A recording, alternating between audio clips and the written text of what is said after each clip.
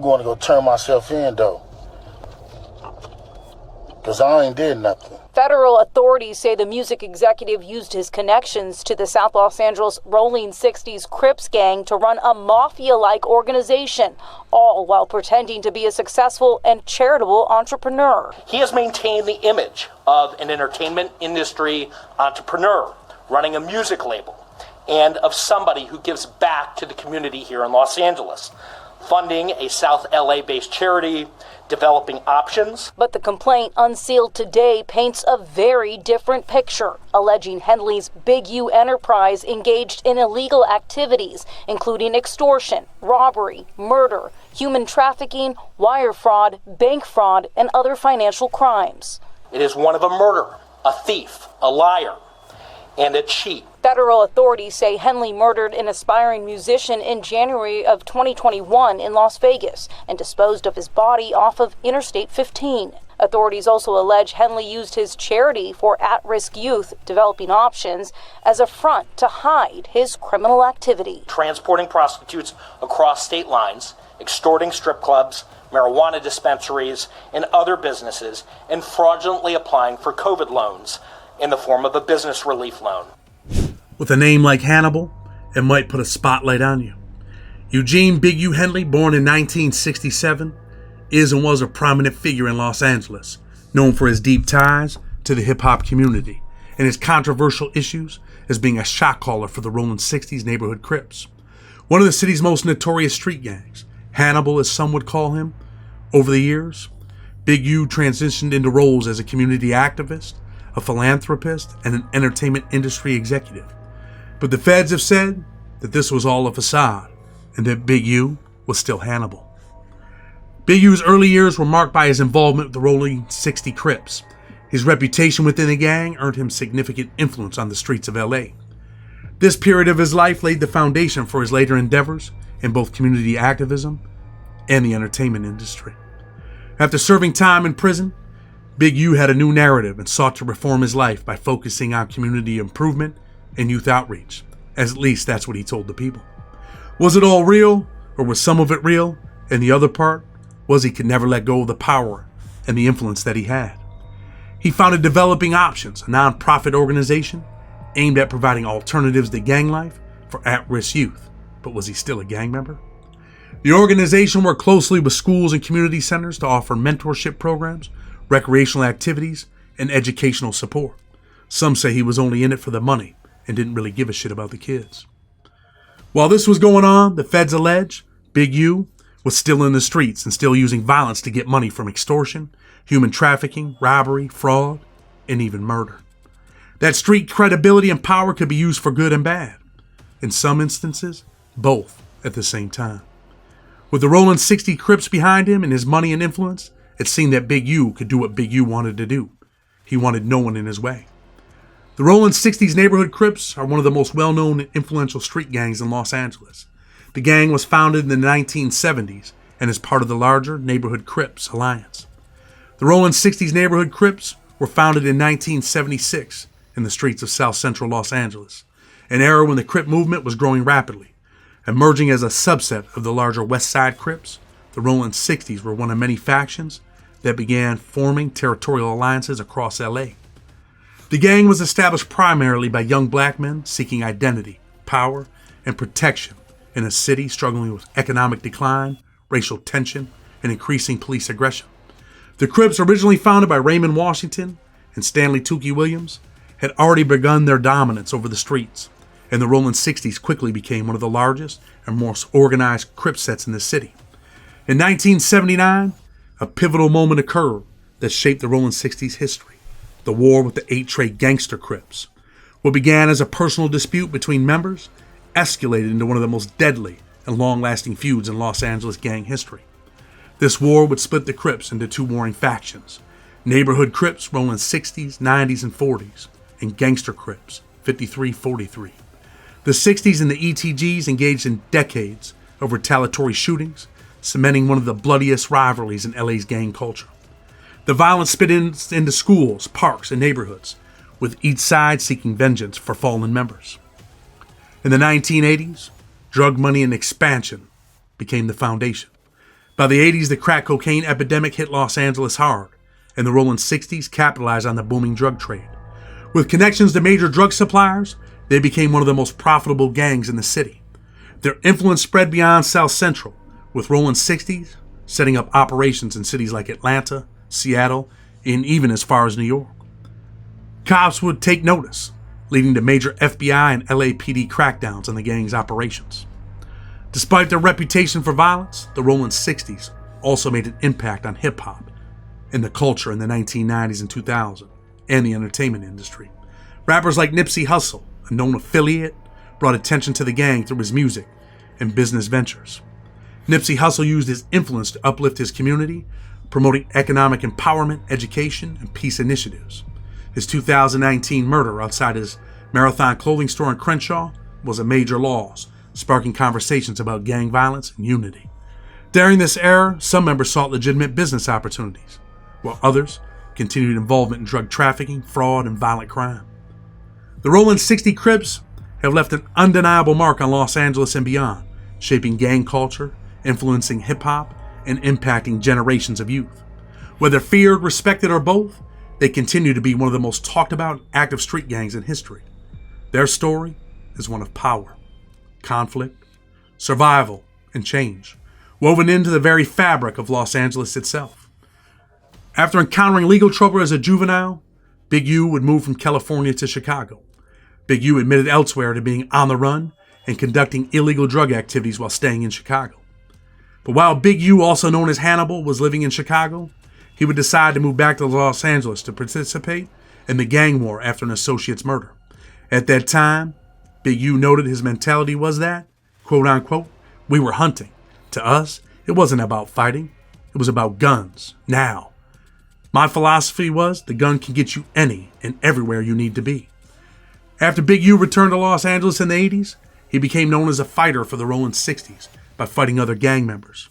As Hannibal would recall himself, those fights were about dominating the Rolling 60s competition. He remembered he and others and approximately 200 other Rolling 60 gang members went to a Run DMC concert at the Long Beach Convention Center to establish and maintain their dominance within the LA-based street gang scene. Big U characterized his and the Rolling 60s moral code at the time as get 'em before they get you. Throughout the 1980s, Big U fostered a fierce and earned reputation for violence. He wasn't playing no games. That violence would include multiple charges for first-degree murder, as well as a charge for attempted murder of a peace officer. According to these statements, Big U believed that by 1987, he had cemented his reputation as a tough person who should not be crossed. Hannibal recounted serving time in county jail, where he beat up other inmates for the purpose of establishing a pecking order. Big U was also earning money through the drug trade in other cities, such as Minneapolis, where he realized he had influence over other Rolling 60 gang members. When he was just 22 years old, he claimed that he had stopped selling drugs and transitioned to a different racket. He believed his moniker, Big U, was so big and ominous, every time I go through a door, I really was a beast. People respected him. That was the mentality, and if they didn't respect him, they at least feared him. Despite having such power within the Rolling 60s, Hannibal did not have a reliable source of income outside of the drug trade. In 1991, Big U would be found guilty and sentenced to 23 years in state prison for robbery, and as he admitted, he was also charged with kidnapping. While Hannibal was incarcerated, he stated that Corrupt maintained contact with him and ensured he was kept abreast of developments in the music industry. In 2022 on the podcast Dub C and the C-Max Show, Big U would describe himself as an enforcer in prison and recounted some of the violence, that he knocked someone's eyeball out of their socket, as well as committing numerous stabbings within the prison system. He was laying it down and establishing what would likely become his last days on the street. This time, it would be federal prison, not the state. Big dreams, big crimes, big time. In 2004, Big U would be released from prison. In the docuseries Hip Hop Artist, Snoop Dogg would characterize Big U as being institutionalized. You say the wrong thing, you get fucked up. He was short-tempered and serious about the shit he was on. Something about him I liked, because I felt like he was a leader. Big U claimed that he was focused on healing his community when he returned home from prison.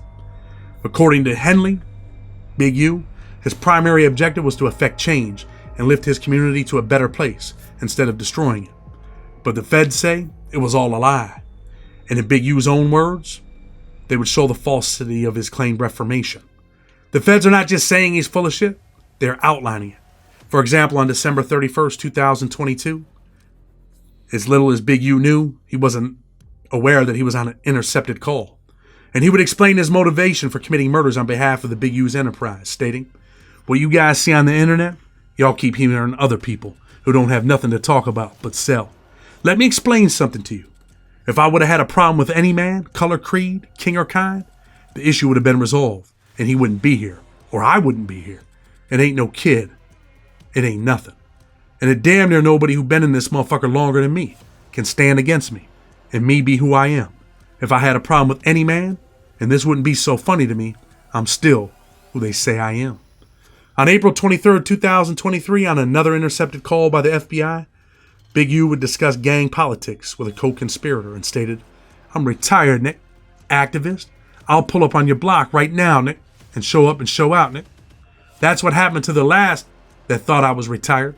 Was Big U talking about RW, the rapper? Was he talking about making him disappear? Was he involved in the Nipsey Hussle murder?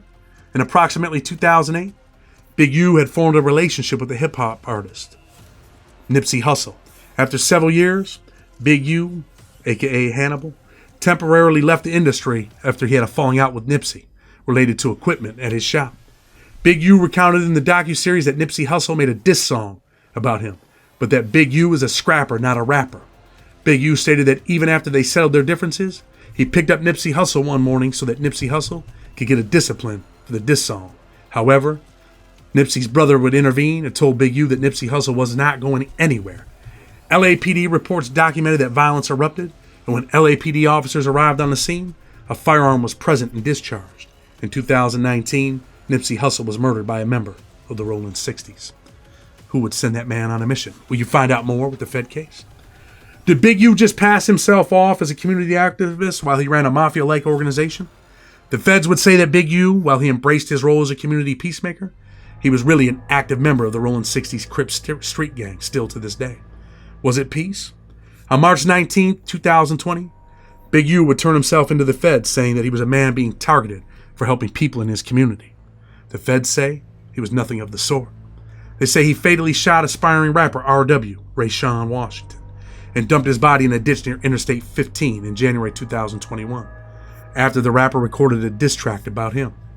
For him, peacemaker or not, if you disrespected Hannibal, there was only one place for you, the dirt. You'd be eaten alive. In February 2021, the FBI in Los Angeles would launch an investigation into Big U's criminal enterprise. Someone had went to the cops and told them that Big U was the trigger man in the death of Rayshawn Williams.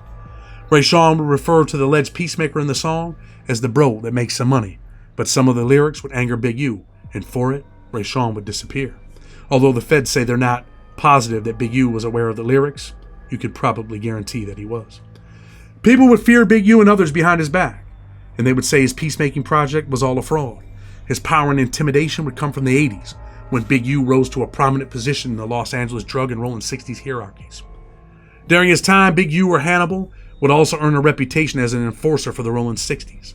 Some members of the new wave, Big U Enterprise, are also members of the Rolling 60s, according to the feds. The cops would say Hannibal is able to lead the Big U Enterprise because of his standing as the face of the Rolling 60s for decades and his reputation for violence, including murder. The homies and others in the community knew that Big U was about that business. The feds, as Big U said, were out to get him. But the difference is, the feds say it was for the mayhem that he was creating in the community, and a part of, and not based on his race or anything positive that he might have been doing in the community. The little good meant nothing compared to the enormous amount of bad he had committed, according to the feds.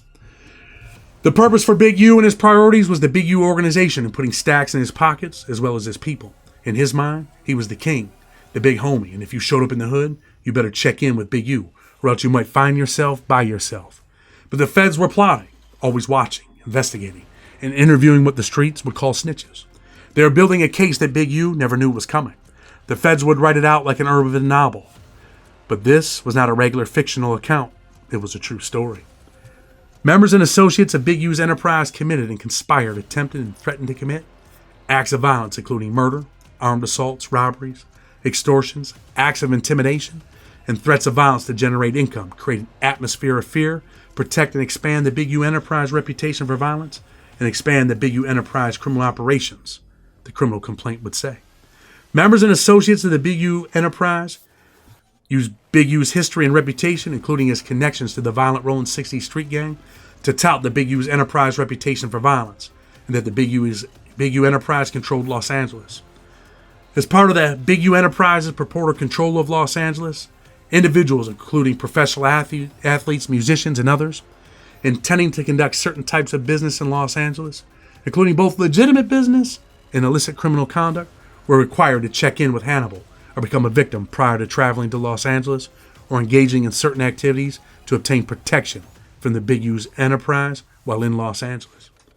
Big U would help the government with their evidence. He hosted a podcast called Checking In, with 2 C's and no K, because the Bloods use CK, standing for Crip Killer. Big U was telling the cops he's still part of the cause.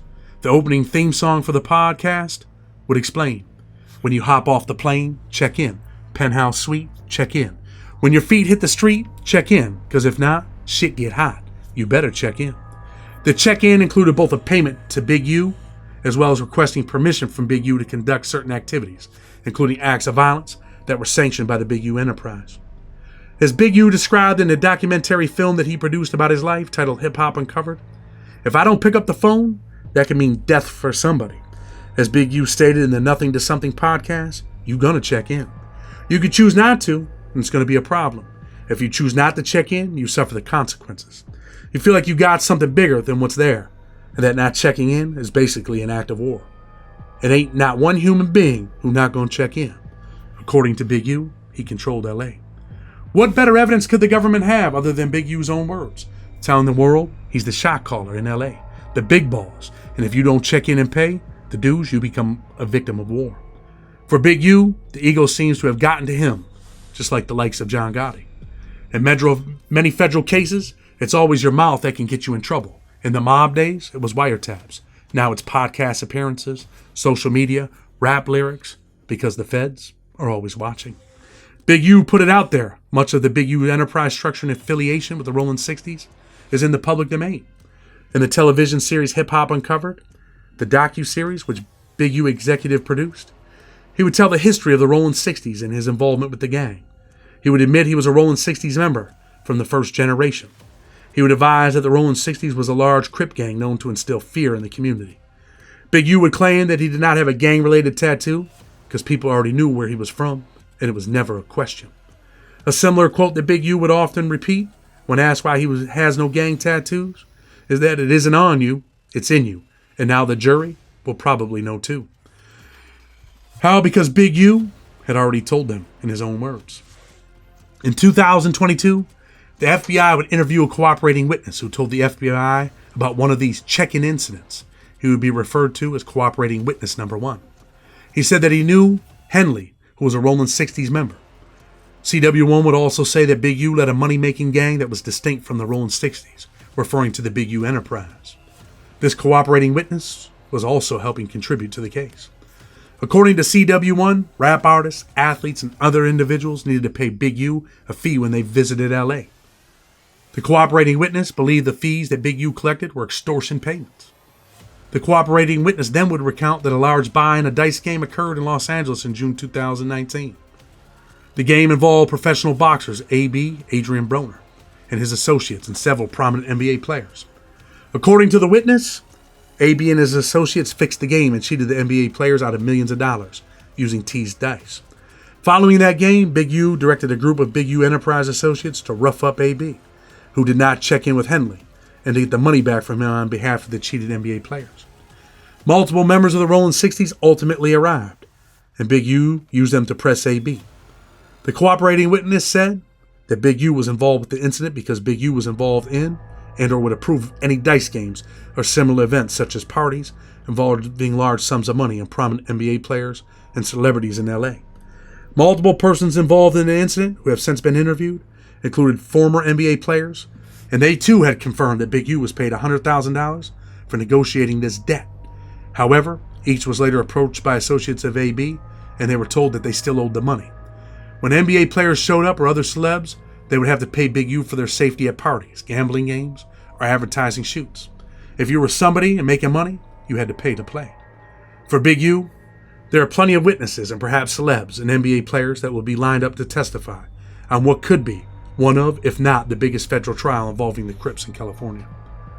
The feds would also outline what will likely be Big U's ultimate fate. They say that on January 25th, 2021, Big U would kill Rayshawn and drag his body into the desert in North Las Vegas. On that morning, detectives discovered the body of RW lying in the desert near the Apex landfill. Rayshawn Washington had been shot multiple times, and his body had been dragged and left in a ditch not far from Interstate 15. Hours before his homicide, Rayshawn was at the studio of Witness 2 with Big U. The investigation would reveal that Rayshawn was one of Henley's recording artists and was at the studio as a guest of Big U, recording for Unique Music, the independent record label that Big U and Martin had co-founded. Witness 1 is exactly who they say he is. He's a witness that will be getting on the stand to send Big U to prison for the rest of his life. He is a former security guard employed by none other than Hannibal himself. According to a studio witness, Witness 1 was employed as a security for the recording studio, and Big U was one of the last people seen with Rayshawn prior to Rayshawn's homicide. Witness 1 also stated that Robinson drove Big U to Las Vegas from Los Angeles in a dark gray Lexus, and that Witness 1, in his security capacity, encountered Big U when they arrived at the studio and had words with them because he didn't know who they were. Witness 1's statement to the police department at the outset of the murder investigation had been corroborated by other witnesses and cell phone location data, among other evidence, according to the federal indictment. On January 20th, 2021, 5 days before the murder and 3 days before Big U had drove from Los Angeles to Las Vegas, Rayshawn recorded a diss, short for Disrespect, a song that the police department obtained. In it, Rayshawn rapped about the person who had the money, and he stated that Rayshawn would be shot in the face for thinking shit funny and referenced a .38 revolver with no trace. Rayshawn was dissing Big U, and there's no doubt about it. Rayshawn was shot days later in the face, apparently with a revolver like a .38 that left no shell casings. When Big U turned himself in, believing he did nothing wrong, he probably had no idea about the numerous witnesses and cooperating informants, or the fact that he was caught on wiretaps that will likely seal his fate. When it's all said and done, the evidence don't look good. Nothing left now but the crime, and possibly a life sentence in the feds.